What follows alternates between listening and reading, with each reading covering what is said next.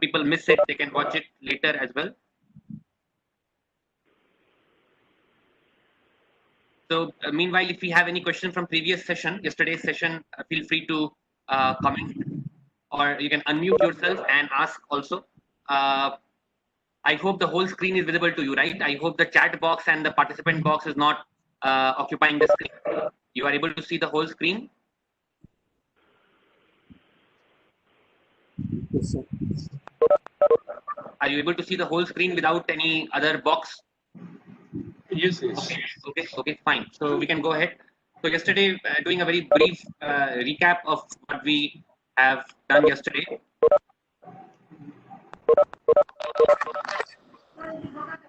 So we have discussed the motivation behind this course. What are the components behind this course? So ultimately, we want to take away the important points in the Gita which are applicable to our daily life. That's what we discussed yesterday.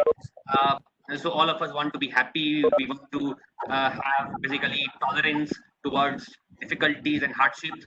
We want to have equanimity in life. We want to have a very balanced life. We want to have freedom from all kinds of distress, anxiety, all kinds of mental problems, fear, hatred, envy. So all kinds of emotional upheaval. We want to get rid of those. And then we want to be productive. We want to have good ambitions. We want to have, best efforts in our work. We want to be successful.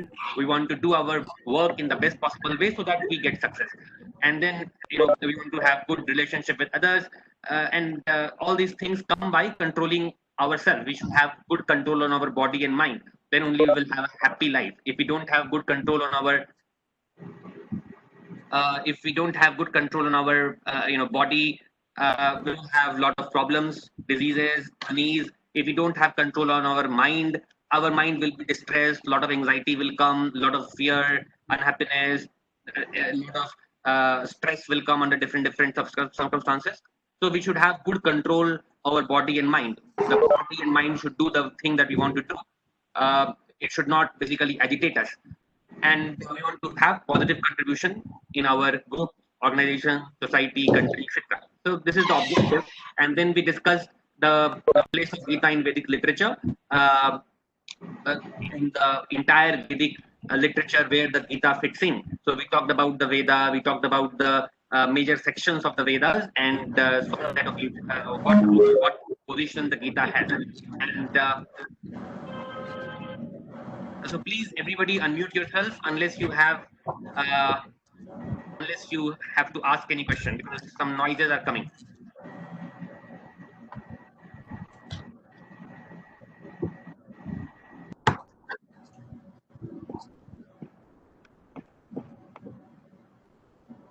So I'm muting some of the people. Vijay Bhaskar, please mute yourself unless you have question.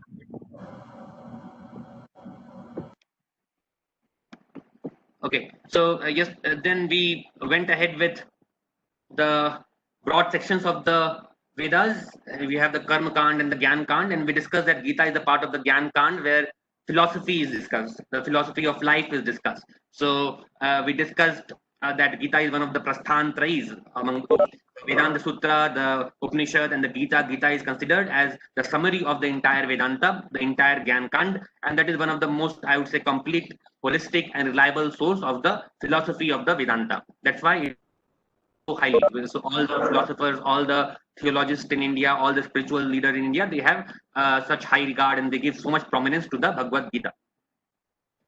And following that,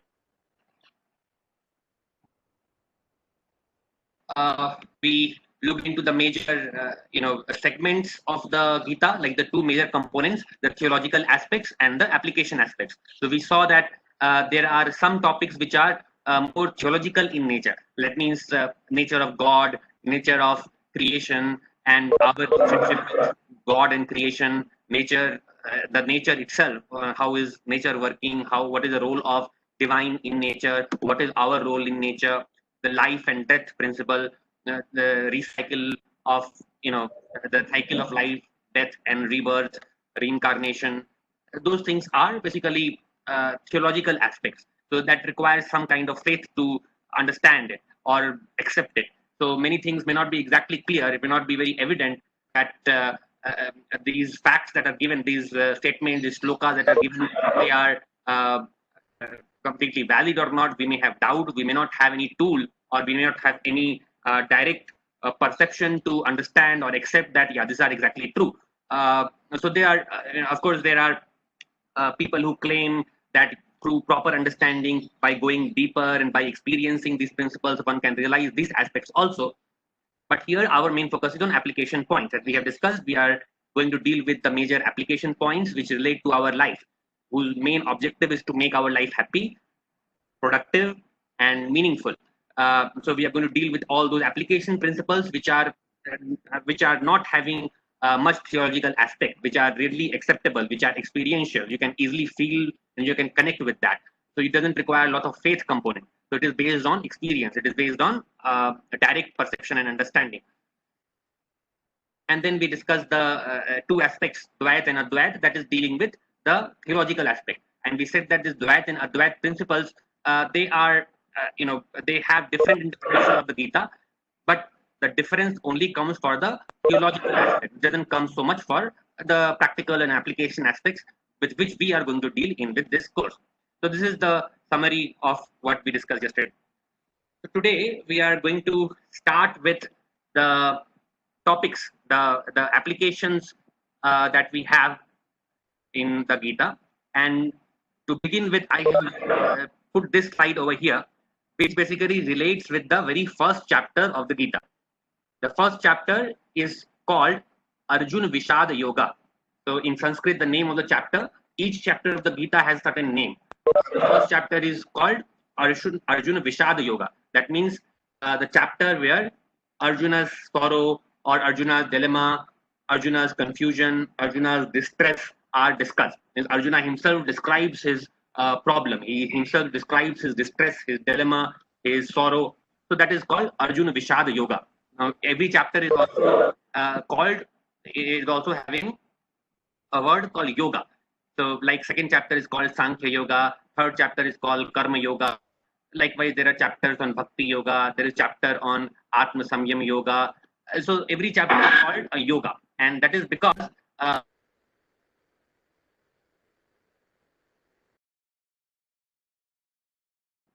it's network issue, I hope. No. So every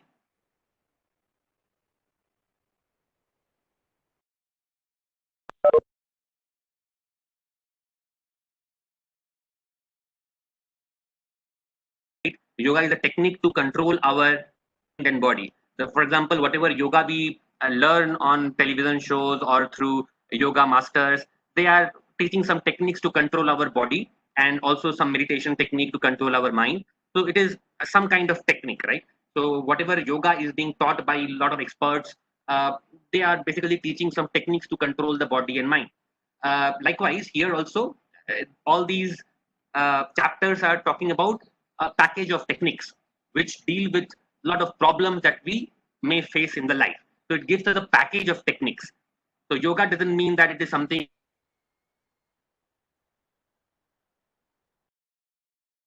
very religious to basically follow these principles. If you're not religious, you can't understand it or can't appreciate it, nothing like that.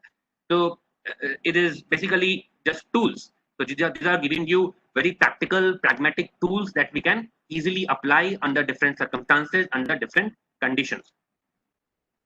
So here, if you look at the first chapter, which is Arjuna Vishad Yoga, there Arjun is sharing his with Krishna. So once he goes to the battlefield, there he's faced with the army on the other side. So he asks Krishna to take his chariot in the middle of the battlefield, and then he wants to see that who all have come to fight with him. He of course knows that, but he just wants to have a glance at both the armies before he starts fighting.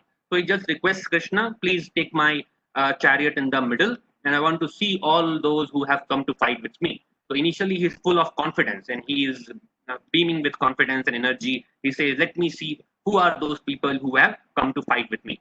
So since Sri Krishna has assumed the role of his charioteer, he obeys him and he takes the chariot in the middle of the battlefield, and then at that point, Arjun is able to see both the armies from on both the sides, on his side as well as the Kaurav's side.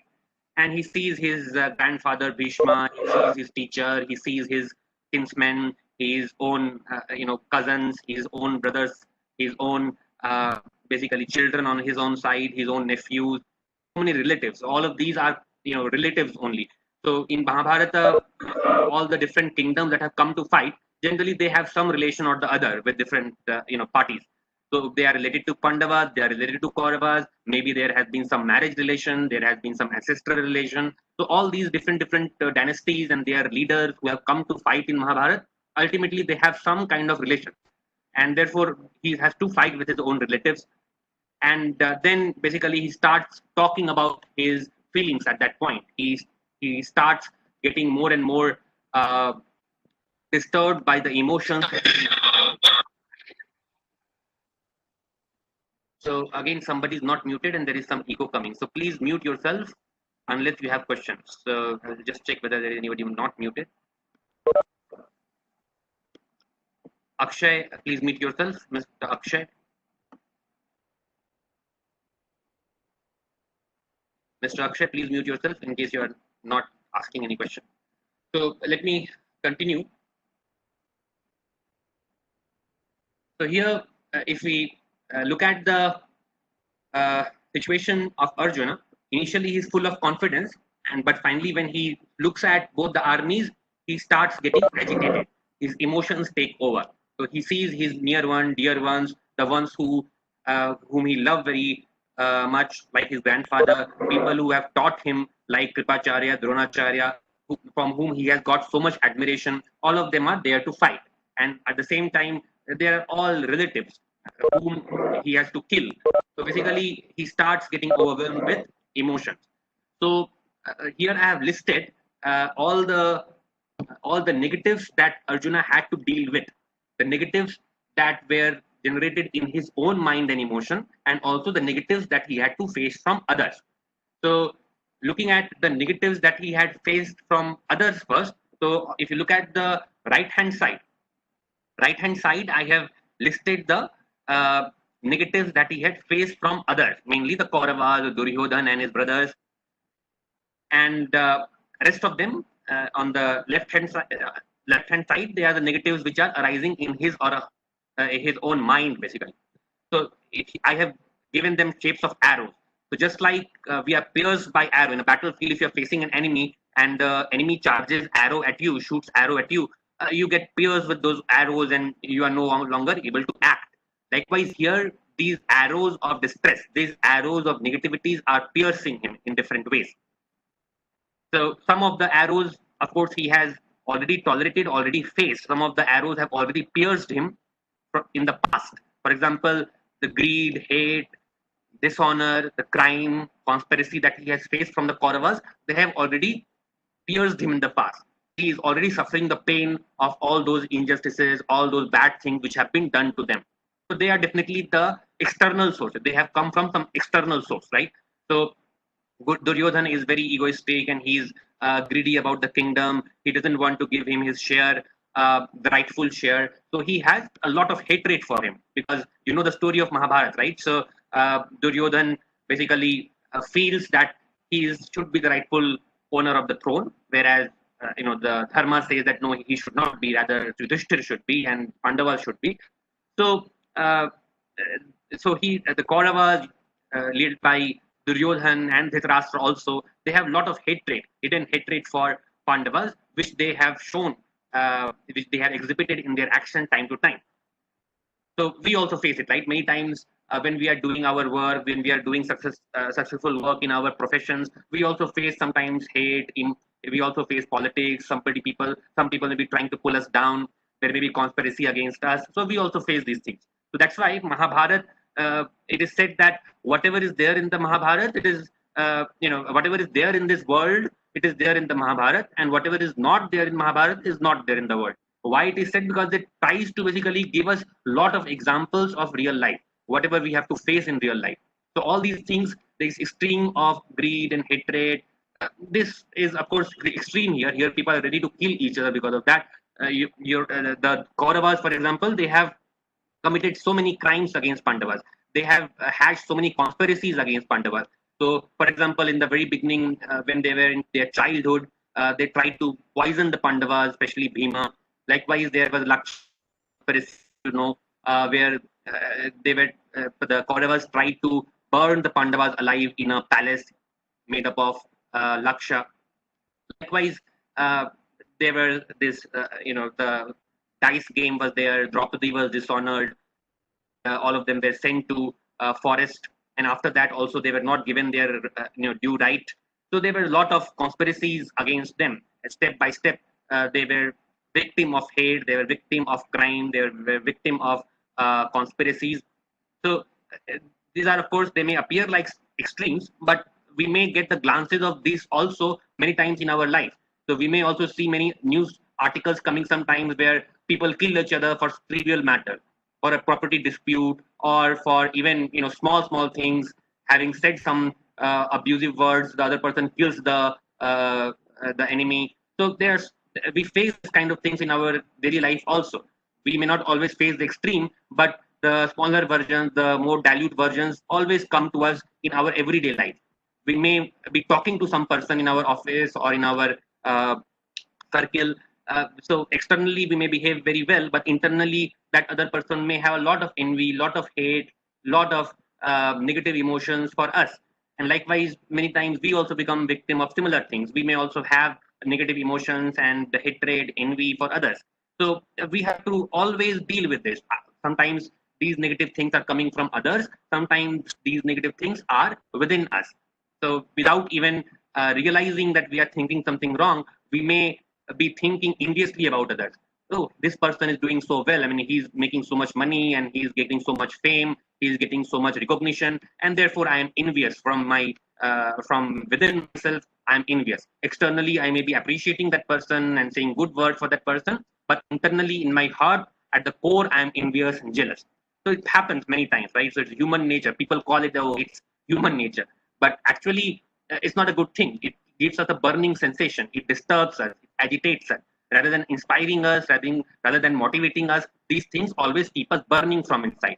So likewise, here Arjuna has faced all these negatives from people in the Kaurava clan. So this greed, hatred, he's a good person, means he's portrayed as a good person. He doesn't have greed. He doesn't have so much hatred. He is fighting for the right cause. He has not dishonored people. He has not hatched conspiracies against other people. He has never caused injustice to any other person. So these things are not within him. These are coming from outside. So these are the arrows which are piercing him. These arrows have been released by other people. Likewise, we also sometimes feel we have not done anything bad. We are good. We are not having envy towards other. We are not having hatred towards other. We are not doing anything bad to others. We are always following justice. We may feel like that, but still we are pierced by arrows from others. Means others are being dishonest, others are being hateful, others are being envious, and that may fill us with anger. That may fill us with frustration. Even if I am putting my best effort to keep good relationship with others, I am faced with negatives. Even if I am trying to do good work, there are other people coming and spoiling it. Even if I am trying to, you know, I am trying to follow the right path, there are people who are creating difficulties. So we are always faced with these kind of arrows from external sources. Now let us look at the arrows which are coming from within him. Nobody else is charging, but again, these are also like arrows coming from within him, from his own mind, his own emotion, his own thoughts. So one thing is that okay, there is a enemy on the other side, and he's charging arrows, and you are getting affected negatively. So on the right hand side, I discuss those arrows which are coming from the Kaurava clan. Now within him, there are a lot of other arrows which are generated because of his own mind and emotion. So that is the worst case, right? So there is an enemy outside, that is definitely not in our control. But now within ourselves itself, if we have enemies who are shooting arrows at us, that is the worst thing, right? Because that is sheer lack of, I would say, self-control. Means we are ourselves, our own minds, our own thoughts, our own emotions are causing damage to us or are hurting us. So all these other arrows that we see are generated internally within emotions, thoughts, mind of Arjuna. What are they? For example, the very the very first thing he starts with is emotional attachment. So I have given here one arrow which shows emotional attachment. So he starts talking to Krishna by uh, by basically making statements about emotional attachment. That, oh Krishna, on the opposite side I have my teachers, my grandfather, my brothers, and on both sides there are my relatives. So if I have to fight this battle, ultimately all my relatives will be dying, all my near and dear ones will be dying. So what is the point? Means if the battle is over and nobody is left on both sides, so many people are killed, nobody will be able to enjoy the victory. Whether we win or they win, ultimately it is going to be a loss for everyone because so many people will be killed. And he has love and emotion for his elders. So he is emotionally overwhelmed. We have emotional attachments. And because of these emotional attachments, we many times end up doing wrong things also, right? So in this world also, if we see so many things happening in the political arena also, because of emotional attachment, people may try to do favors to their own relatives. So there are a lot of unethical things happen because of emotional attachment. So here also, it means the taste may look very different. There, if a person is trying to do corruption by supporting his relative or near ones and trying to get some benefit for them, it may look like corruption. And here Arjuna is saying some good things, that okay, means I have love and respect for my relatives, and I don't want to kill my own brothers, even if they have done bad to me. I don't want to kill them. Uh, but ultimately, this may look like a good thing that he's saying, that okay, I have good emotions for others. But can we equate it with emotional attachment, which leads to crime and corruption? So we'll see that both ways. Ultimately, if emotional attachments are basically making us deviate from our duty, it is going to be bad. And we should have control on emotional attachments under all conditions. Emotional attachment to people, places, circumstances, objects, anything. So that is the first negative that is being mentioned. Second, he has to face death, right? So he has mentioned that so many people are going to die, and all are his relatives. Definitely, he's also put out by this fact that there is going to be huge number of deaths on the battlefield, and he's not able to accept that mentally. So fear of death is always there. Means for each one of us, we do face fear of death. That is the biggest uncertainty in our life, right? So there are a lot of uncertainties we deal with. It means we have so many problems in life. Many times ups and downs happen. We face it very bravely. Sometimes we get disheartened. So there are a lot of ups and downs, upheavals in life. But the ultimate upheaval, the ultimate change, the ultimate, I would say, disruption is death. So if we face death of someone very beloved, someone who is very near to us, then we are also broken, we are also shattered. So that is the biggest shock, right? So loss of a life, the person to whom we were talking just a few moments back, and we were having good interactions with them, and we were having very good loving relationship with them, all of a sudden that person disappeared. So that is the biggest shock, one of the biggest shock for any one of us. So he has to deal with that, and not just one or two, but maybe millions of deaths he's going to face, and he's going to cause. So you can understand his position. That is going to be a biggest shock. Then he also has confusion regarding duty. So I'm sorry, I have put it twice. Confusion regarding duty.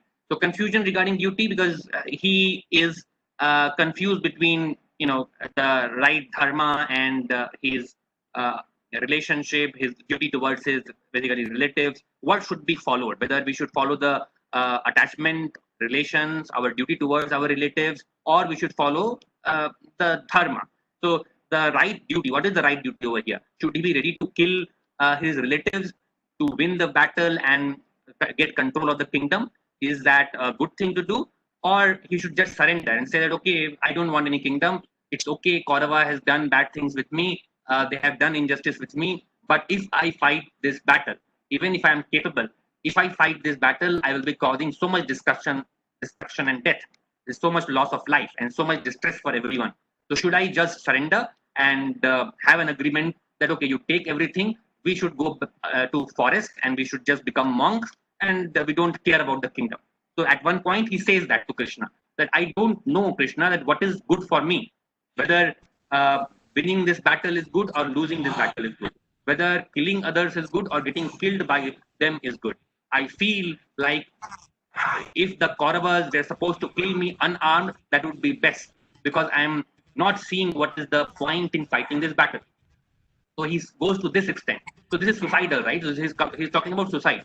That okay, means I am confused to that extent that even if I go unarmed and the Kauravas kill me, I have no regret because I don't see any point in fighting this battle and killing others. So let me get killed by them unarmed. I will not pick up my arm. Let them kill me. I don't care. So he has gone to that of depression.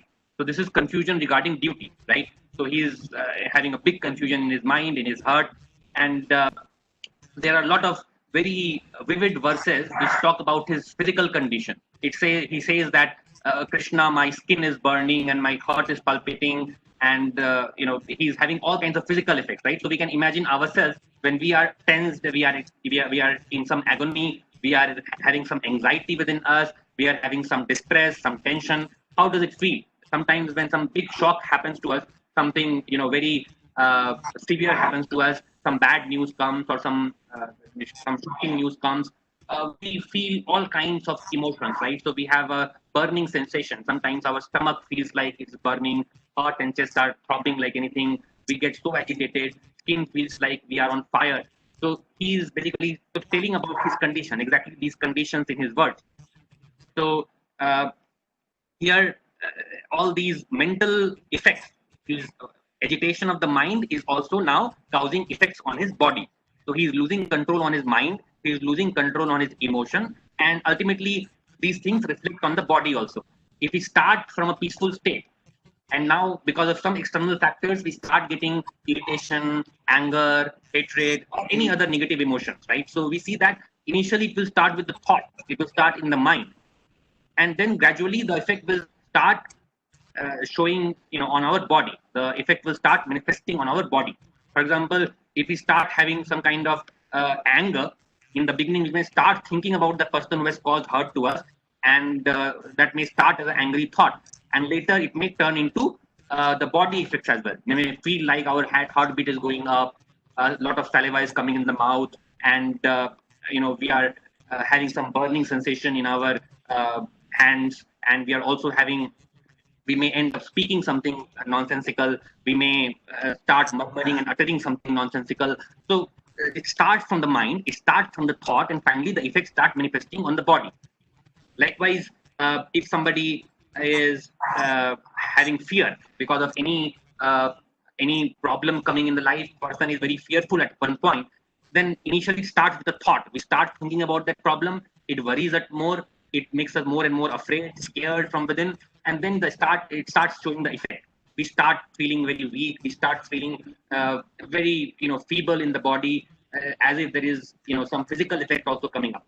So again, we know all the physical mechanism, we know the biology, right? So the moment there is fear, the moment there is the thought of fear, there are a lot of hormones that are getting excreted, and those hormones may finally affect our body system also. They may affect our behavioral, physical behavior, and the overall response to the situation also.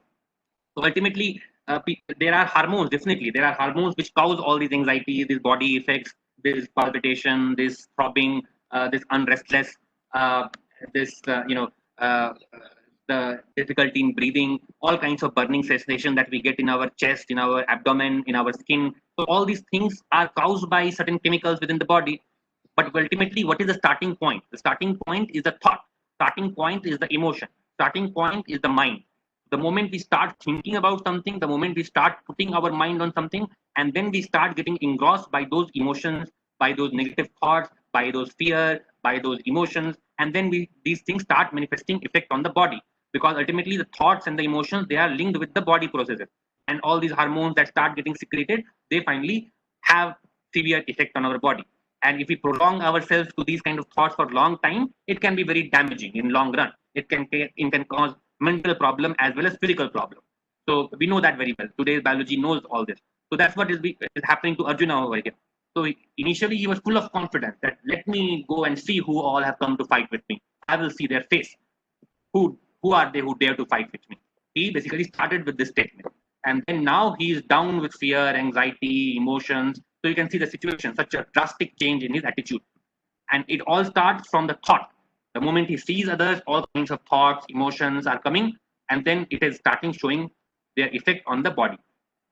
So similar thing happens to us many times. So all of us have experience. And then there are many other things. He has fear as well. So he says at one point to Krishna that, "Oh Krishna, uh, I don't think I can fight these people on the other side. Dronacharya has taught me. He's so superior to me. Bhishma, he's so strong and he has so many powers, and he has Ichhamitru. So he's fearless and he cannot be defeated. And there are so many others like Karna, and there's so many powerful warriors on the other side. So how am I going to face them? How am I going to defeat them? It's impossible for me." So he starts having all kinds of fear as well. So again, a lot of uncertainties are there in the battlefield, and because of which he is now getting fear as well. So you can see all these emotions, we also face. So all these emotions are coming up in the first chapter, which have been very clearly mentioned. Arjuna himself is speaking about it. So lack of confidence is also there very clearly, right? So he says that we means our army is not capable of fighting these warriors over there. So fear and lack of confidence is coming in, and all these things are also leading to depression and lack of self control. This is also I have mentioned over here. Ultimately, because he is basically charged by all these negative thoughts, ultimately he is losing control on his body and mind. So the similar thing happens to us if we don't take care of our thoughts, if we don't take care of our emotions that are getting generated in the mind. There is a cascade of these thoughts, right? So the cascade of thoughts may come, and finally we may completely be down. For example, how do people commit suicide? So ultimately, is a series of cascade of thoughts, negative thoughts, and multiplying and becoming more and more strong, more and more basically influential, and finally just grasping us very tightly. We can't get out of that grip. Likewise, if we have anger for somebody, we may just start thinking about that person a little bit, and then that anger feeling comes, and then we may get so agitated in the mind that we may lose control on ourselves, and we may end up doing something, writing something bad, speaking something bad, doing something bad, and people end up in fact killing others. So how does that happen? Means initially we may say that there was no need of doing that kind of drastic action, but just that chain of thought led us to that kind of action. Likewise, people who kill themselves, how does that start? Just starts from the mind, just starts from the thought. So starting from the thought and all the negatives building up. So it's like a cascade of thoughts, and it has basically, I would say, it has feedback effect as well. Just like in our engineering, we study feedback effect, positive feedback. So here there is a positive feedback. The moment we let any negative thought influence us, the moment we start thinking about negative things, we start calling negative emotions within our mind, it basically has effect on the body, it has effects on the hormone, and further we are entangled into it. We go deeper into those thoughts, we lose control over ourselves. So all it starts because of having lack of control on the thought, lack of control on the mind, lack of control on the body. So lack of control on the thought leads to all kinds of body effects, and finally bad actions, and all it starts because of lack of self-control. That's what Arjuna is doing right now. So he, despite being very, very capable, he is suffering from lack of self-control. He is so confused that he is ready to commit suicide. He is ready to go there in the battlefield and get killed by others unarmed. This is his statement. So you can see to what level he has gone in just few minutes. Just before a few minutes, he was so confident and eager to fight and eager to see who all had come to fight with him. And in few minutes, just after seeing these people, he is down to this level that he is ready to commit suicide. So you can see how fickle the mind can be and how strong the mind can be. It can drag us to the lowest level in moments. So that is the problem of lack of self-control. And of course, low self-esteem. So he's saying that, okay, means I can't fight, I'm not capable of fighting. Even if I'm capable of fighting, this is not a good thing to do. I will be killing so many people. It is okay if I just become a beggar. I can live with a begging ball and I can go out and beg on streets, but I'm not ready to fight this. These are his exact words in the first chapter. He says that I'm ready to be a beggar all my life and I don't want to fight. So you can see all kinds of statement that he's giving, right? And he's trying to justify his thought process also. So he says that why I am thinking all this, because I know that by killing so many people, all our dynasties will be lost, and so many cities will be lost, so many widows will be there, and the entire race will be affected, generations to come will be affected. So he has all those fears, and he's trying to justify. So he's trying to give excuses. All mind can think of 100 different excuses. So we have all these weaknesses in the mind, and we may be ready to commit some wrong actions because of that, and we may be able to justify that also. That okay, I'm doing whatever I'm doing is correct because I have this justification. So because of all these negative things in his mind, he's ready to give up the fight. He's ready to commit suicide, get killed by others unarmed. He's ready to relinquish everything and go to streets and with a begging ball. He's ready to do all this because he is having fear. He's having lack of confidence. He's having emotional attachments. He's not ready to. He's not really able to distinguish what is right, what is wrong. He's not able to discern right from wrong. Likewise, he's afraid of death, and he's basically having a severe depression at that moment. And he's justifying all this. All these emotions are there in his mind, and he's justifying that okay means I'm still knowledgeable. I know that whatever I'm doing, whatever I'm going to do, this battle is going to hurt all these clans. Is going to devastate cities. It is going to devastate generations to come, and therefore it is not a good thing to do. So he's justifying all these things by throwing big arguments about religion and about traditions and about the lineages, about future generations. So he's talking about big things that okay, I don't want to have bad impact on future generations. I don't want to destroy lineages. I don't want to destroy the kulas or basically the family tradition. I don't want to destroy so many cities because ultimately when the people get killed, the cities will be destroyed. The administrators are killed, and the cities and the lineages, their families, their public will be destroyed as well. Their entire administration will be destroyed as well. So that's what he's justifying. He's saying that okay means despite having all these negative fears in his mind, despite having all these weaknesses in his mind, he's trying to justify that okay, whatever I'm doing, whatever I'm saying is based on very high principle. I know that fight this battle, I'm going to have so much destruction caused, and that is not a good thing. So actually, we may also have similar situations. We may have a lot of negative things on our mind, and we may try to think for excuses. We may try to find out the reasons for justifying our weaknesses. That's what he's trying to do. In the whole first chapter, this is the story, right? So the first chapter starts with this. It starts with Arjuna's problem, and Krishna is not doing anything. He is not spoken a single word in the first chapter. He just listens to Arjuna. So he just keeps quiet and keeps listening. Whatever Arjuna is saying, he keeps listening. And then second chapter onwards only, he starts proposing the solutions. He starts talking about the solution. So before we go to the solution, before we start talking about the solution, I'll be happy to take any questions. If anybody wants to speak or anybody who has a comment, please feel free to unmute yourself and talk. And also you can comment. Anybody having any question?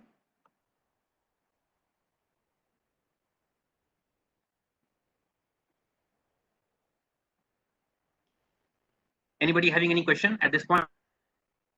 Or any talk? Hello. Yes. Yeah. Hello, sir. Could you hear me, sir? Yeah, please go ahead. Sir, so please introduce yourself. Yeah, this is Kiran, my sir. So Yeah, my question is that any thought just multiplies, right? As for Arjuna, there is one thought of, he doesn't want to kill those people. So that thought has multiplied and he has got several emotions which added up. So Yep. for something like this, what do you say? Like we should kill the thought kill a bad thought when it is in the initial stage. Like nowadays we have seen that there's a suicide happening, many suicides. So those comes by what you told us, they come after continuous thinking process. So how do you suggest that we should know that it's a bad thought and we need to kill it at the beginning stage? That is the first best method to control, right? So yeah, so that is going to be the part of the solution. Currently, I have just described the problem, and then when we start discussing the solution, the technique will be described. Like it will be very easy to say, okay, control your thought, control your mind. It is not just like an on-off switch, right? So unless we know where is the switch, we probably will find it difficult to do. So Gita talks about the technique. First of all, we should know the technique, like where is the switch located, how to turn it off, how to turn on the right switch. So those techniques are very much elaborated in Gita, and we will have discussions on that. So please wait for that solution part. Right now, I have just posed the problem. Yes. Anybody else? Hello. sir, I have a question, Manas here. Yeah, So Manas, basically, please. sir, one thing is, sir, basically what doubts and fears arise in ourselves. Second thing is what others can cause give us. I mean, intentionally, unintentionally, or without saying or by saying.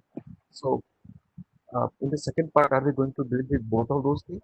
That is first thoughts coming from inside, and second one, what others are giving to us. Yeah, so I described both the examples, right? So he's facing negatives from outside, like there are people who have done injustice to him, and he's also facing a lot of negatives from his own mind. So we have to be careful about both the enemies, right? So there are enemies who are outside. We may not have complete control on them, but what is within ourselves, definitely we can have 100% control on that, and that ultimately decides what is going to happen with us. So enemy may keep throwing a lot of things to us, lot of conspiracies, hatred, envy, jealousy, lot of bad things they may say. But if within ourselves we have control, if we have control on our own mind, thoughts, emotions, then we can ward off most of the negatives. We can ward off most of the bad effects, right? So that's what we are talking about. So here we have some effects which he has to face because of others' action. Whatever I have listed on the right hand side, greed, envy, conspiracy, injustice, all those are coming from outside. Whereas the other parts on the uh, left hand side, top and bottom, all these things are problems coming from his own mind. And therefore, the first thing that we have to do is deal with our own problems, the enemies that are sitting within us, who are charging arrows at us and who are, trying to defeat us. So these are the enemies which can be completely controlled by us because they are nothing but our own thoughts, emotions, our own mental disposition, and all that. That's what we are talking about. I have one question. Yes. Actually, you told this emotional attachment. If we do not have emotional attachments, suppose to the poor or to help somebody, if we do not have emotion, then how we are going to help people? So it also emotion is connected when we try to help people. Unless Yeah. emotion is there, then So if we can understand this from point of a doctor, right? So if a doctor is, say, trying to do an operation, if he's too emotionally attached, he will not be able to do the operation, right? So many times what happens if a person, if he's a doctor, very expert doctor, he is a very expert person at operation, but if his own son is injured, he will not be able to do it because he has so much emotion from it. He will not be able to cut his skin and do the operation, although he knows that is the right thing to do at that point. But he has emotional attachment. He can't do that, right? So that's why here emotional attachment is always not a good thing. Having the duty and judgment that this is the right thing to do, this is the dharma, this is a requirement of the time, that is more important, right? Rather than having emotional attachment, because emotional attachment will many times lead us to wrong decisions. If we are blind behind emotions, we may be doing things which are not the best, which are not the superior things. We may be driven by emotions and we may be doing things which are faulty. So emotions are also just thoughts, right? Emotion can be negative, emotion can be positive. So you can have a negative emotional attachment, right? Somebody has hurt you in past, and for him you have lot of anger, lot of revenge, lot of resentment. So that is also an emotional attachment, negative way. And likewise, if somebody has said a lot of good things about you, who has helped you, who has taught you, for them you have positive attachment. But both these attachments, if we make our decisions based on these attachments, then there is a high possibility we'll be doing wrong decisions. We will be making wrong decisions and taking wrong actions. The doctor example is a very good example for that. I hope you agree. okay. Hello, sir. Anybody else? Please talk a little loudly. This is Aman, sir. Yeah. I have one question regarding death. Arjuna is afraid of his own death or the death of opponents? Yes. So what was the question? Arjuna is scared of his own death or afraid deaths of opponent? So from nowhere it says that Arjuna is afraid of his own death, right? So because he is proposing that it is okay if I get killed by Kauravas unarmed. So he says that, okay, I'm so dejected and confused about my duty. I don't feel like fighting. Even if they kill me unarmed, it is okay. I feel that is better for me. I don't want to kill them. So he's more concerned about death of his near and dear ones. He sees no reason in fighting and killing people on both, people on the other side. and also getting his own people killed. So ultimately, they are all family members, they are all relatives. So killing others will ultimately lead to distress for everyone. Even if they win, but they have killed so many people on both sides, there is no point. They will not be able to celebrate. They will not be able to happily, govern the kingdom after that, because they will always suffer from that distress and agony. So that kind of fear is definitely, there is fear of defeat. So he at some point says that, okay, means I cannot fight Bhishma, I cannot fight Drona. So there is definitely some fear of defeat as well. So that is also there. But about his own life, he may not be very concerned. Fear of defeat is there. He's definitely concerned that, okay, he may lose the battle. That fear may be there, but it's not that he's scared about his own death. That at least is not very clearly mentioned anywhere. So he's a true warrior, right? So warriors are not scared about their own death. So, but of course, they are concerned about their battle. That the battle should be won, and we should, be able to decimate the enemy. If we are not able to do that, then our objective is lost. So he is definitely fearful about the objective, that end goal. Any other question? There is somebody has written in the comment also. So Shafadal Chatterjee is asking, explain how the dishonor term is relevant. So dishonor, so you remember in Mahabharata what has happened, right? So there was a dice game in the court of Kauravas. Pandavas were invited, and Shakuni did a lot of cheating, and finally they lost, and Draupadi was disrobed. So this was all a lot of dishonor, right? So they were expelled from their own kingdom. They were sent to forest. Draupadi was insulted. All of them were insulted. They were sold like slaves in the court. So this is big dishonor. You are being treated like slave. Your wife is being disrobed. So this is, nothing can be bigger dishonor than that. In the whole courtyard, there are kings from all around. There are, elders. There are family members, and before them, you have to face this.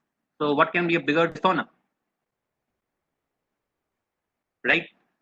Any other question?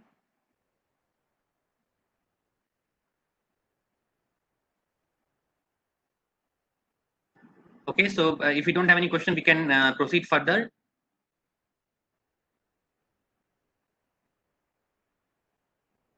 So now, after listening to Arjuna in the first chapter, Shri Krishna talks about the relief package. It's just like, when there is a big upheaval and there is a lot of distress, there are relief packages released by the government because of any issue. Now here, Arjuna is having big issues over here. He's having big distress over here. He's suffering from anxiety. Krishna has heard all the problems that he have talked about. Now he comes up with a relief package. So now here I have mentioned some points. I have not mentioned how it is supposed to be done, but I have just mentioned that these are the solutions that Krishna mentions. And here I have tried to summarize the whole, basically, the solution. I have not mentioned the technique, how to do it, but these are the points that are recommended. These are the things that he has to act upon based on the techniques which are described in the Gita. That's what is the relief package. So see, the first point Krishna talks about is be tolerant towards the upheavals of life. Don't get perturbed by big changes, even the death of near and dear ones.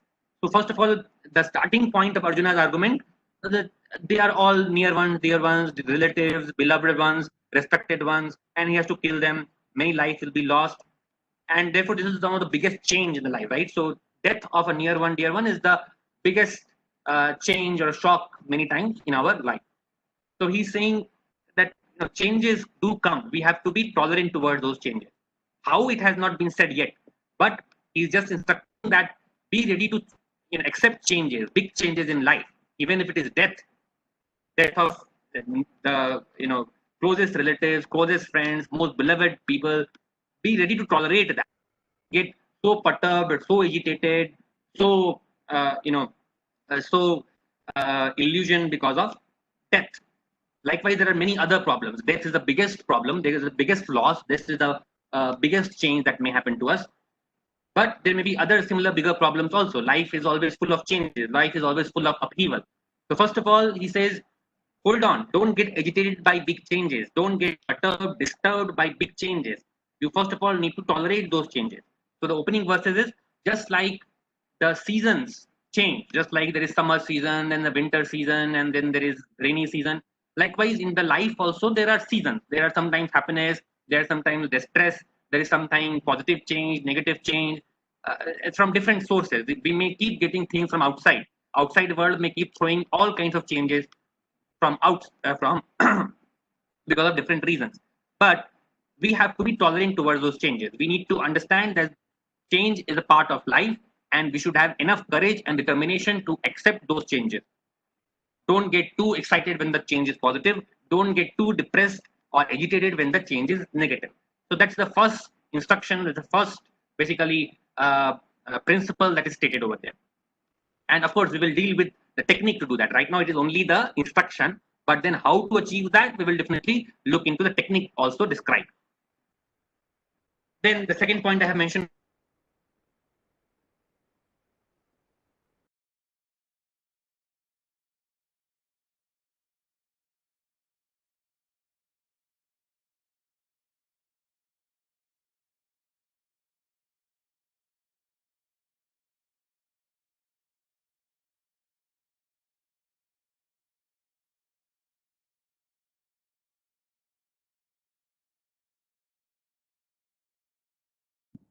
Hello, sir, your voice is not audible.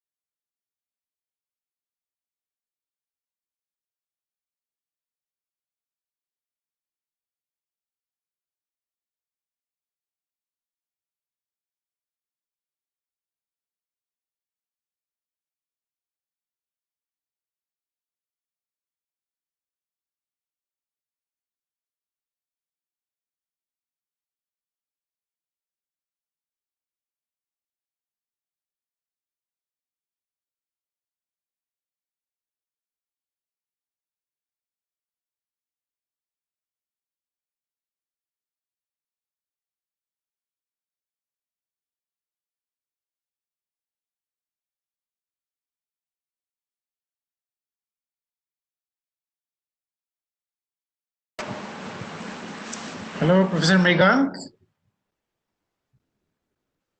We can't hear you. I just spoke with sir. He is trying to fix some problem. So, Okay. for a minute. Great. I hope I'm audible again. Yeah, now Hello? you're audible, sir. Okay, so till what point you were able to listen?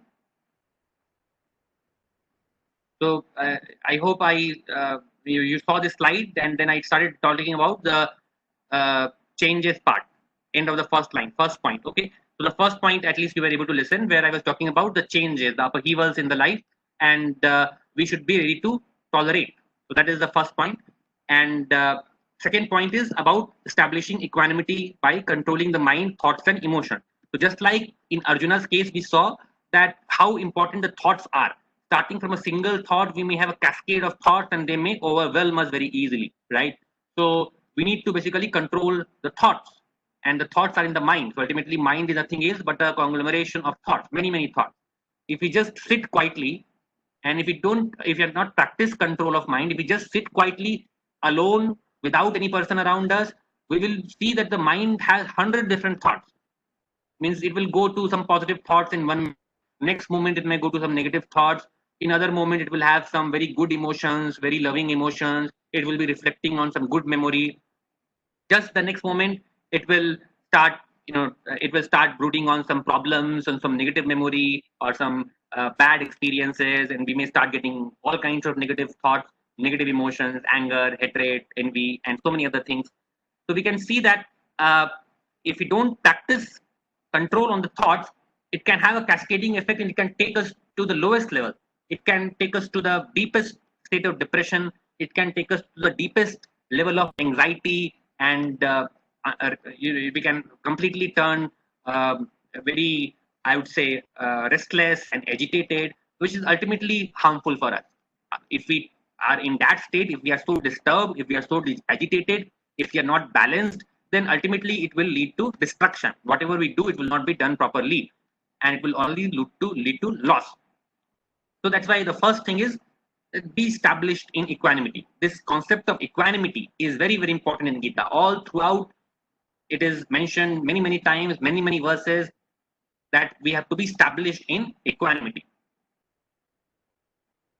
So we have just few more minutes, and of course, I had taken the question answer session on the previous part, so there are only small amount of question answers. I hope that will be there for this part. So now, next thing is your second part. The third point that is mentioned over here is reflecting upon our position, responsibility, duty, etc. So here also,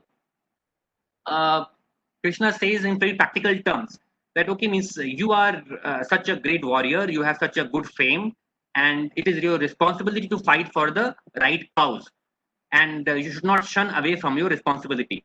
So just like a leader, means a leader is one who shows the way, who shows the right path through the good activities that he does. So if you put a wrong example before the society by running away from this battlefield and shunning your activity, and thereby indirectly supporting adharma and supporting the or all kinds of wrong actions that Kauravas have done, letting them rule over the kingdom. They are very, very corrupt people. They are very, very selfish people. They are not going to do any justice to the kingdom. People suffering under their rule, and they have done injustice to the kingdom also by driving you out. So they are on the side of adharma. They are politically very, very bad people. They are not the right people to rule the country. And therefore, by running away from this battle and by relinquishing your right on the throne, you are doing a great injustice to the nation. You are doing a great injustice to the people because of your personal emotion. That's what is being said. That just like a leader sets up the right example before the people, you should also think about setting up good examples. So the verse is that just like the elite, yad acharati shreshtas tattad eva tarojanaha sayat pramanam kurute lokastad anuvartate. So Krishna says that just whatever the elite of the society does, whatever the forward people who have all the good opportunities, good education, good skills, whatever examples they set up in the society, the masses follow them, right? So if they're elite in the society who are doing good work, good social service, and they are doing good in their whatever job they have, they are coming up with wonderful solutions for the society, people will be appreciating them and they will be following their examples. We many times see this kind of things happening, right? So people who do good work, their work gets appreciated, and many people try to follow that good example. So that's what Krishna is saying, that today you are elite of the society. You are among the best, the top, among the topmost people in the society. And if you shun your duty and just because of your emotions and weaknesses, you try to basically run away from the battle and let the Kauravas rule, this is going to set up a very bad example for the society. So that is one thing that is mentioned over here. So he's basically trying to develop self-esteem. He's trying to remind him that, okay, means you are very capable. I mean, you are having all the skill, you are having all the energy, you are having all the capability, and you are so fortunate. You have all the resources with you. You have been given so much education, so much training. You have all these armies with you. So he's giving him self-esteem. Likewise, we may also think that many times when we are faced with difficult situations and difficult challenges, we may feel we are not very capable. We should just go away. These are we should have a peaceful life. Why should we worry about challenges and problems? Nobody wants that. But again, means we should think of ourselves as the elite of the society. Means we are English-speaking people and having so many resources, nice home, nice jobs, good prospects in career, everything good.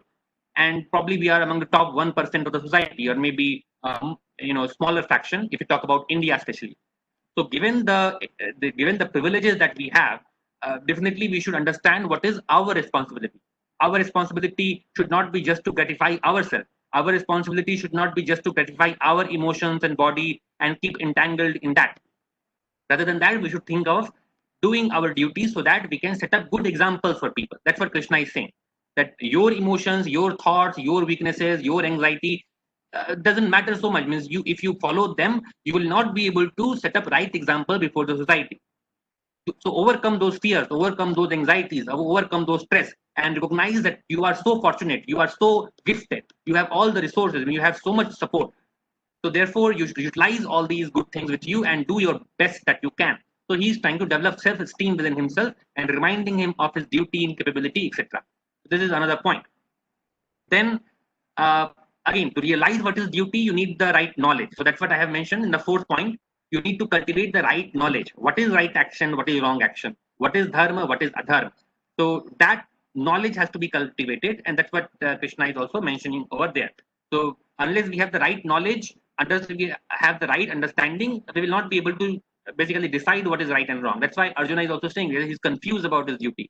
He doesn't know what is right and wrong. Whether defeating others is right or getting defeated is right. Whether just getting committing suicide before Kauravas, that is right, or digging ball, going to the cities and becoming a beggar, that is right. So he is completely confused because he is not having the right knowledge. He has lost the knowledge. He has lost the understanding because of the overwhelming emotions that he has allowed in his mind. He has lost the deciding power that what is right, what is wrong.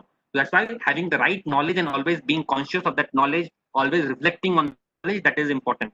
And that knowledge comes from the right kind of rationale, right kind of control on mind. If we are having control on our mind and our thoughts and emotions, most of the time we'll be doing the right thing.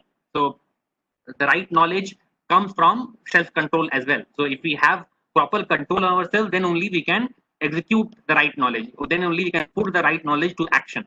If we get overwhelmed by emotions and negative things and all kinds of other factors, then despite having knowledge, we will not be able to do the right action. We will be forced to do the wrong action. That's what is important over here. So knowledge is important. Knowledge is important because we want to decide what is right, what is wrong. But at the same time, it is also important to have complete self-control. If you don't have self-control, if you get overwhelmed by because of circumstances, ultimately the knowledge also will not work. We will not be able to reflect on the right knowledge and utilize it. So all these things, all these points are important. And finally, fighting enthusiastically without fatigue and realize the cause. So don't fight for your personal revenge, anger, hatred, etc., but fight for the cause. Injustice has been done to you. You have faced a lot of negative things. You have faced a lot of conspiracies, hatred, etc. But don't fight just for those causes. These are your personal issues. These are your personal difficulties. So don't fight because you have anger for Kauravas. Don't fight because you have hatred for Kauravas or you want to take revenge from Kauravas. These are not the right reasons to fight for, but fight for the right cause. What is that right cause? Because there is a great injustice done to you, and beyond that, there are people on the other side who are not very right, who are very disturbing elements, who are not going to be very good rulers. They are going to destroy the country. Therefore, it is your right. You are the more rightful ruler. You know what is right and wrong. You are sticking to the good principles. You are having high morals. Therefore, you are the best suitable people to rule, not the Kauravas. And therefore, he's showing him the right, basically, objective. Fight for a higher objective. Put your effort for a higher objective, not for your your own personal problems. So personal problems is okay. You have tolerating the difficulties. You are having a lot of personal issues also, but don't focus just on them. If you focus on personal issues, just the hatred, the revenge factor, the anger factor, that is not the best way to be productive. That will cause more and more harm to you. That will pull you more and more down. Rather than focusing on the personal revenge and anger and hatred angle, if you focus on the bigger cause for which you are fighting, that will inspire you to act in a much bigger way and act without selfishness, act without fear, act without worrying for the result, because you know that you are fighting for a much bigger objective. And whether you die, whether you win or lose, put your effort in fighting for that bigger objective. That's what is being said. So there is a difference between fighting for your own personal objectives and fighting for a bigger cause. So here, if you are, for example, if you are preparing for an exam, and if you just see that okay, getting good grade is important, that's why I am doing it. That is a short-term goal. Means if we just say that okay, somehow we have to pass and somehow we have to get good grades, that is one thing. But then if you look at the bigger objective, that okay, means as a student, as a responsible person of the student community, it's my responsibility to do well in my acads, so that at the end of it, I have all the good options. I can, with my good grades, I can go forward and I can, do good work. I can get good positions. I can contribute well to whatever jobs I get. So there is a linkage, right? So many things depend upon my study today. If I don't study properly, if I don't do my work properly today, tomorrow I will not get the good opportunities where I can work very well, I can contribute very well. I will not get the right kind of opportunity. So I am elite of the society. I have so many opportunities. I have so many good things for me in the future. Therefore, to access those good things and deliver good things in future, keep doing good work in future, today also I have to keep doing good work. I have to keep putting the best effort. Every stage, if I am putting the best effort in the right direction, definitely in future I will keep doing that. That should be the motivation. So not just a short-term goal that okay, tomorrow there is an exam and I have to get a grade and that is why I'm studying it. But always having the bigger perspective in mind that long-term, where am I going? Why I am doing all this? Because I want to set up good example before others. I have youngsters in my family. I have youngsters in my relations. There are so many people who will be looking forward to me. When they listen about me, they should feel good. Yeah, I mean, this person is doing good work. I am setting a good example worth following. So therefore, every day, whatever activity I do, means I should do it from that angle. That I should be setting up good examples that others can follow. So that is what is being said here. So don't, just don't personal problems, personal negative emotions, personal revenge, but fight for the higher cause. Just fight as a duty because this is the duty as per the righteousness principles or as per the dharma. This is the right duty. Therefore, you should fight not for your personal causes. And the last and the most important point is uh, knowing yourself, your body, mind, and its interaction with the world, and be the master of yourself. This is the most important point because unless we do this, none of the above points can be accomplished. That's why controlling our mind and body is possible only when we know ourselves how to control the mind. What is mind? What is body? What is emotion? What is thought? First of all, we should know that. We should have the access to the keys. We should have access to the tool. Then only we can control the body and the mind and the emotions. That's why knowing yourself is very important. Where is that tool? Where is that key? How to control the mind? How to control the emotions? How to control the thoughts? That is all about knowing yourself. Unless we do that, unless we have that key, unless we have that technique, unless we have that crack, none of the above points can be implemented, right? All of the other points will fail if we don't do the last one. So everything, all the other 5 points that I have mentioned rely upon the last one. And all throughout, Gita presents technique to achieve the last point. Knowing yourself, your mind, your body, and be the master of these. Be the master of your mind. Don't get driven by the mind. Don't get driven by the emotion. Don't get driven by the thoughts. But be in full control of the thoughts. Be in full control of your mind. So that's what Gita is about. And if you achieve this single point, then all other points that are mentioned are automatically achieved or are much easier to achieve. If we don't achieve the last point, then nothing else can be achieved. So that's what we are going to talk about tomorrow onward. So I can just give you a glance. What is going to be tomorrow's lecture. We are going to talk about this hierarchy of body, mind, emotions, and how do we control it. The technique will be discussed, and the very fundamental technique basically. And this is applicable to every other activity. So the very core technique I will be discussing that is described in the Gita. It is nothing that I have cooked from myself or I am giving from my mind or my own interpretation. Whatever techniques are given in the Gita as it is, I'm just presenting it, and I will be also giving the reference shlokas from where I have taken this concept. So I hope you enjoyed the session. And if you have any question toward the second part, I'll be happy to answer now in 5 minutes. And after that, we'll close the session. Any question before we close? Yes, sir. Sir, I would like to ask a question. Yes. Sir, you discussed that one should think of problems, think of their duties as a social, as a higher purpose towards achieving righteousness, and that. So, but many people who are troubled do not actually think in that perspective. And like, why me? Why should I? Like, the perspective is really different. It's self-centered kind of. So how do we convince them, like, about say righteousness, or how should they look forward to it? So you see, many you will see a lot of good examples also, right? So you may see that there is a laborer whose kid is cracking ITJE or he is becoming an IAS officer. So there, that person, despite having all the difficulties, he has followed some good examples. He has seen that people who are cracking competitive exams are doing well, or people who are becoming officers, they have some responsibilities, they are able to contribute well. So he's getting some determination. And despite having difficulties, they are pursuing bigger goals. And it's not just for earning money, right? So he's not greedy that, okay, my child should make a lot of money.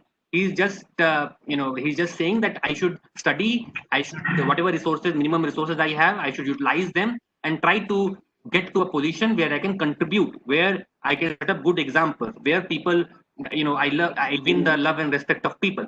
So the concern is about doing good work and contributing positively to the society, to the organization, to the company, to the institute, whatever, wherever we are.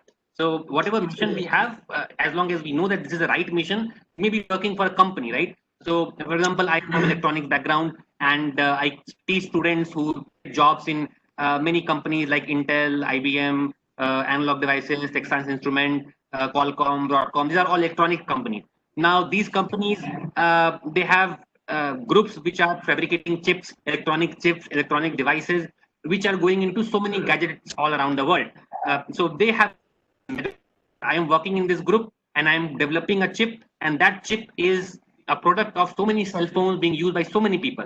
So if I do a good work in this team, although I am contributing only a part of it, but I am contributing to such a big objective. I am serving so many people. I am contributing to a product that is facilitating so many activities all around the world in laptops, in desktops, in iPods, in phones, in so many different gadgets. So he has that satisfaction. So likewise, whatever we are talking about, even whatever job you are taking, uh, irrespective of your profession, ultimately we should look at the bigger objective that means we are doing our work for a bigger cause. We are serving the community, we are serving the society, we are serving humanity. It's not that tomorrow you have to become a social worker, leave your job, and start doing fund collection for social work. Whatever profession you are in, I mean, you may be getting money for your work, but if you work only for money, that is not going to give you satisfaction. If you choose your duty, if you choose your job as per your inclinations, understanding and appreciating the objectives of that work, that this is what I want to do, this is how I can contribute, this is how I can serve people, this is how I can make others happy, this is how I can set up good examples that can be followed by others. So whatever job it may be, so even if it's a simple job.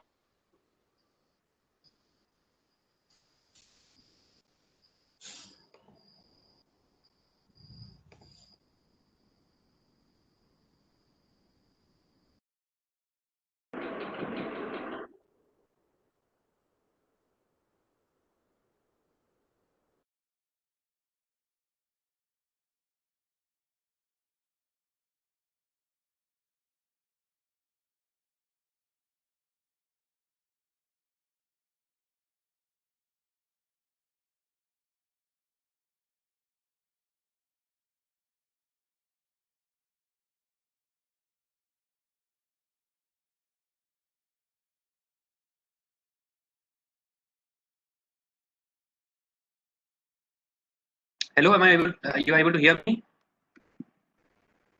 Was a connection problem once again? Are you able to hear me? Yeah.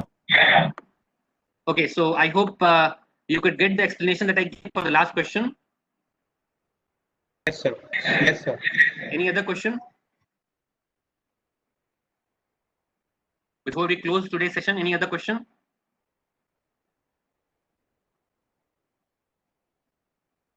Okay, so if you don't have any questions, you can also type. So we'll be sending this video, and hopefully we'll be posting that video on a Facebook page of Samvad IT Kharagpur. And from there, if you have doubts, you can ask. You can post your comments over there also. So, you got most of the point that I discussed. If you have more discussions, please feel free to comment. And tomorrow also, I will share the slides, whatever I have discussed today. You can go through that. Video will also be shared. And then if you come up with more questions, discussions, if you have your own insight, so I have always mentioned it's not a one-way traffic. If you have your own insight, if you have your own experiences, you want to give examples from your side, feel free to interrupt and unmute yourself and give those examples. I'll be very happy. So this is a discussion forum, and we hope everybody can participate and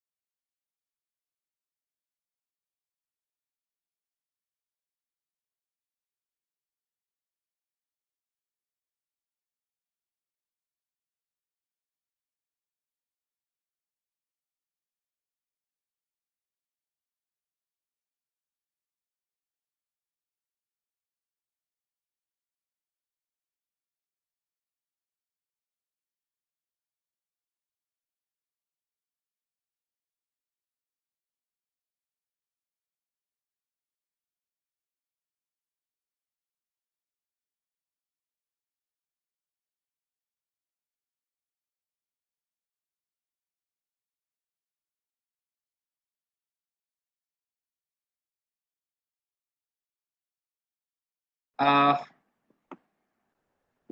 I hope I could explain the last question. There was again some disconnection coming. So Manju was asking about how to, why we should try to control the mind. So that will be clear, because ultimately, if you don't control the mind, if you don't control the thoughts, so it is like having a autopilot mode. So most of the time we are on autopilot mode. Whatever thoughts keep coming, if we allow them to come, we may lose control. I gave many examples, right? So because of small thoughts, we may end up committing crime. We may end up committing serious actions which are disastrous. We may end up killing people. Just small fights, small anger, small amount of conflict leads to people killing each other. So this is just because of thoughts and emotions getting aggravated. So that's why controlling the mind is very important. Likewise, suicide means there may be problems, there may be upheavals, there may be up and downs. So what leads to a suicide? Ultimately, it is the chain of thoughts. Likewise, any bad action that we do, any crime that we do, ultimately they are thought driven. So if we are not controlling the thoughts, ultimately it will lead to disasters, right? So we should have complete control what thought we want to have in the mind and what thought we should not have in the mind. That is not a very easy thing to do. It requires a lot of practice, but the Gita mentions the technique for doing that.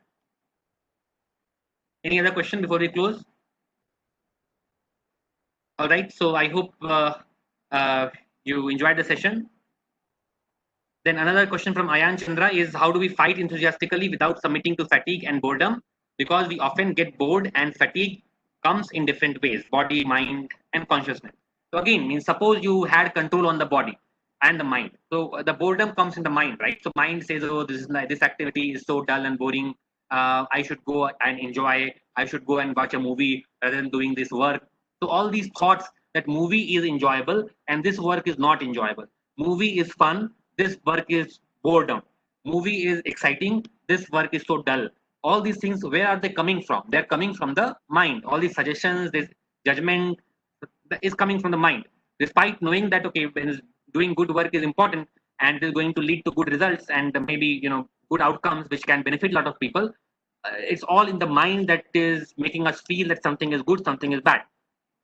So if we have good control on the mind, then we will not be driven by all these states of mind, which is judging the activities. This is good, this is bad, this is boring, this is interesting, and eventually we turn towards bad things or useless things also. Many times, watching hours of movie, television that may look interesting. Ultimately, you're not getting anything out of it. We are not productive. We are not able to produce anything solid out of it. It is just passing our time, but we feel that there is something exciting in that.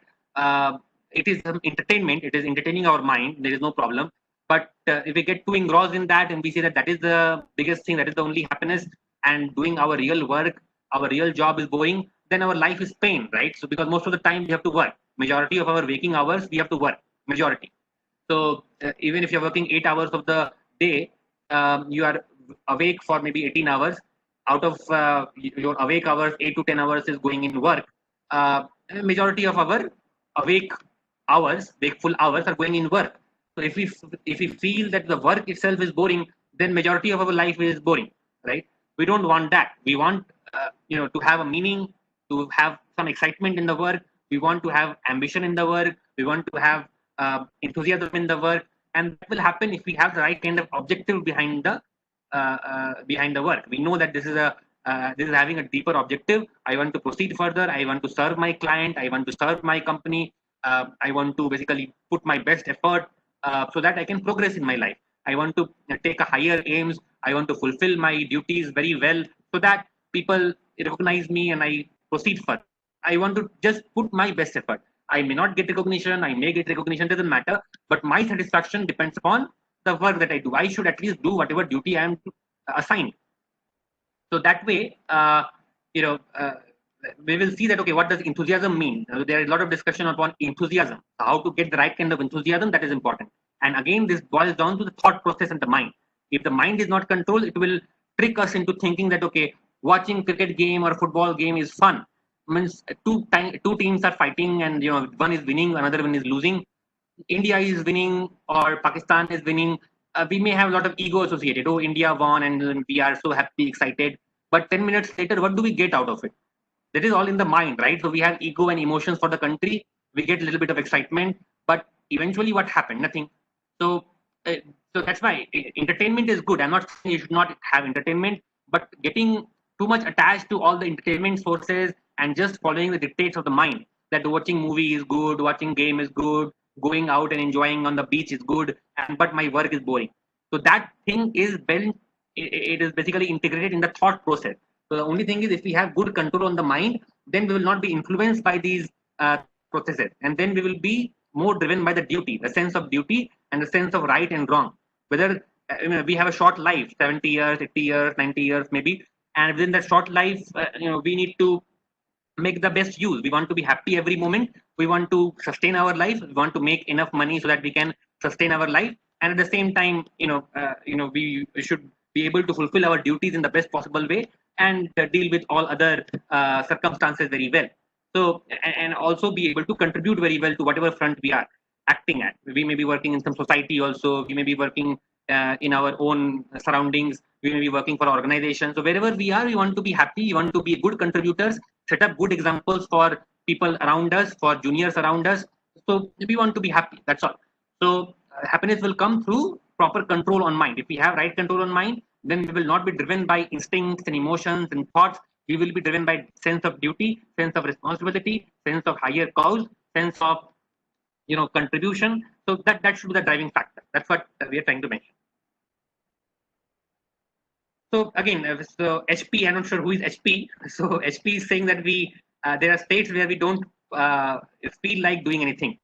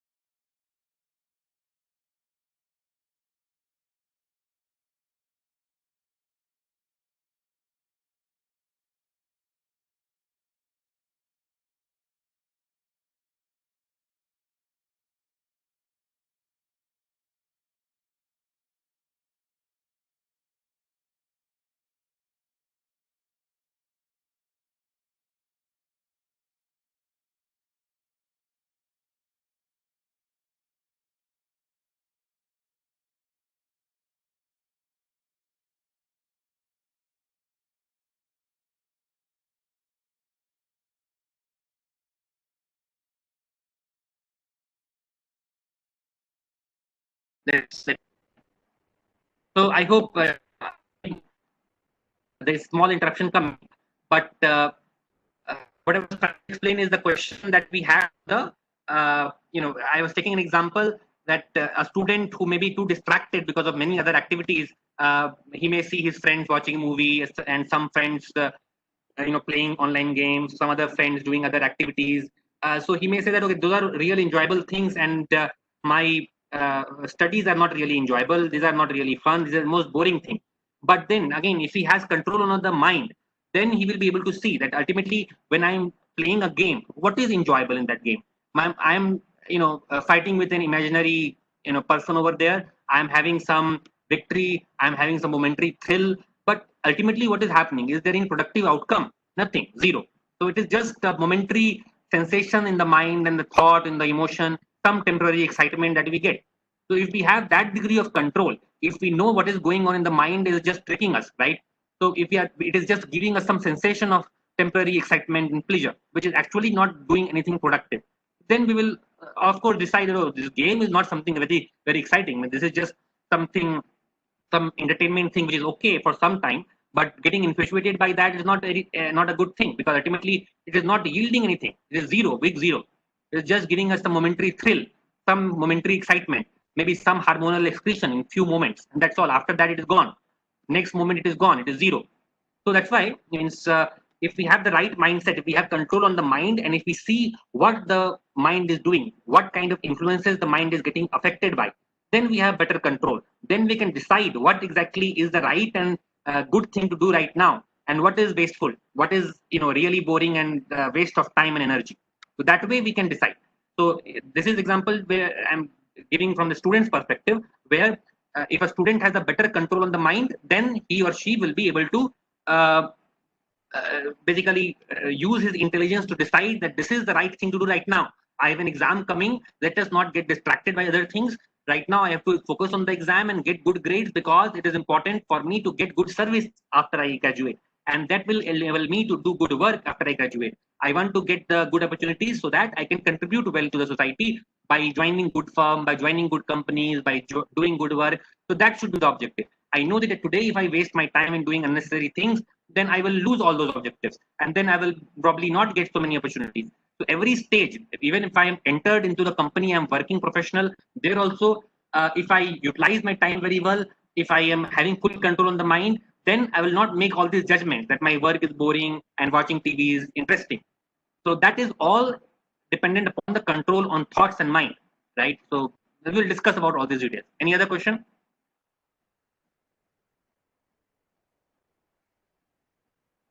So Shashwat is asking another question. I hope I'm audible, right? So just anybody confirm I'm audible? Audible, sir. Yeah. So Shashwat is asking another question. We are talking about being happy by contributing to the cause, but isn't it true that both happiness and sadness are integral part of life and everything is transient? Will sticking towards being happy help us to live our life? So yeah, so Gita talks about two kinds of happiness. One, happiness which is because of external factors, like some sensation in the mind and emotion, some sensation in the body, like somebody appreciates us or we win an award, then we get some happiness. Likewise, if we eat good things, our favorite food, we get some happiness. Likewise, when we are winning certain things, we are scoring well, we are clearing some exams, or getting a good job, we feel happiness. So all these are happiness, different kinds of happiness that we keep getting from the world.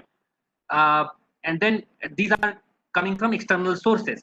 And likewise, we get distress also from many times from external sources. So what the Gita says that don't look at these external sources for happiness. Don't give the key to happiness to these external factors. This will keep coming and going. External factors will keep giving you joy sometimes and fear sometimes and sorrow sometimes. So don't get influenced by them.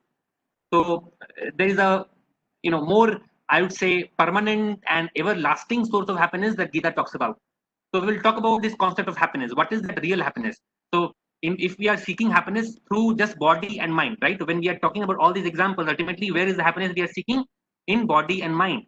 When somebody is appreciating us, our ego is getting satisfied, our emotions is getting satisfied. So we are enjoying that thing, that appreciation through our ego, through our emotion, through our mind, through our feeling. So that is just part of our temporary mental process, right? Likewise, if we are eating something, we are enjoying that thing by our tongue, right? So the tongue is having some sensation, nervous system is sending that sensation to the brain, and we are enjoying that taste. So ultimately, there are just mechanisms, physical mechanism, mental mechanism, psychological mechanisms through which we are trying to enjoy. We are trying to be happy. But these are all transient. This will come and go. But then what Gita talks about is a much deeper source of happiness, which is not changing. We need to access that. And that helps us in attaining stability. So once we will definitely discuss all this in detail. Right now, it is very difficult to describe this concept in detail. But I have just tried to tell you that the happiness that you're talking about, and the stress also that you're talking about, these are influenced by external factors, and these are experienced by body and mind, which are themselves, temporary and flickering. Sometimes they give us pain, sometimes they give us pleasure. So all this distress and happiness that we are talking about in general world, in our experience, they are coming from a perception of body and mind combined together. So if we have full control on the body and mind, then we will be able to actually visualize that these are just mechanisms. If you are sensing, if for example, the diabetic patient and he doesn't have control on the mind, he just goes after sweets because he likes sweet. He's getting some happiness by eating some sweet, but eventually it is very harmful for him. He doesn't have the determination. Just to get some temporary happiness, he is indulging in sweets and then spoiling his health. So there, what is forcing him? He's just trying to get happiness. But if he has better control on the mind and he sees that these are just mechanisms, some sweet coming on the tongue, it is generating some sensation, it is generating some nervous reaction in the mind, and mind is generating some reaction. So it is just a mechanical process, physiological process, psychological process. So rather than getting too much engrossed psychological process and the mental physical process, if we make ourselves aloof, if we observe what is really happening, then we have better control. We say, oh, this is just a mechanism. I should not get too much attached to the sweet. It is just a chemical reaction on my tongue and some sensation, nervous system acting. Should not get too attached to it. So that is what I'm talking about. So, understanding the mechanism of happiness and tolerating the temporary happiness and distress. But then there is a higher happiness which comes from equanimity, having a balance and equanimity without getting influenced by all these temporary happiness or distress which comes from body and mind. So we will discuss how to come to that level, how to really elevate our thinking process to that level where we are having control on the mind and we are not getting influenced by this external happiness and distress, but we are having a complete balance and we are basically in complete equanimity. In that peaceful state, we have much better balance and we are much more happier in general. Is that clear? Many of these points we will discuss in a lot more detail very soon in coming lectures. So Shashwat, could I make some sense?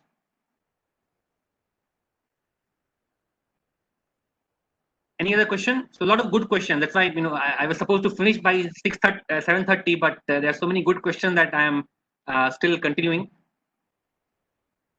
Yes. Anybody else? Any other question? So if you don't understand what I said just now, don't worry. We will go into the details of this. These are very important issues, and we will take a lot of practical examples, and we'll have a lot of daily life examples showing all this. And we'll also learn the techniques. What are the techniques given in the Gita to deal with this?